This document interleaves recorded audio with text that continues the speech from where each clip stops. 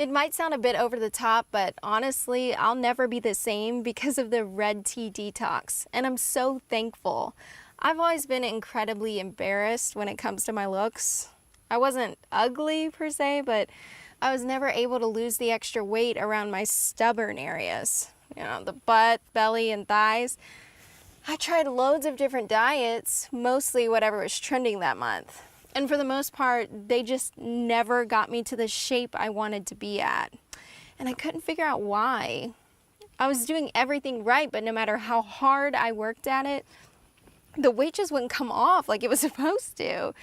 Then one of my friends was talking about the Red Tea Detox.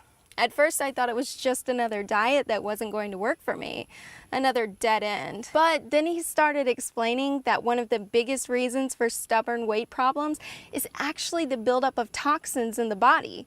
And beyond that, the fastest and best way of losing weight is by fully removing those toxins with a mysterious voodoo tea found deep in the heart of Africa. I knew I had to find out more. Before the Red Tea Detox, I had no idea how bad the problem really was. These toxins were almost everywhere, in the food we eat, in the water we drink. Heck, they're even in our air.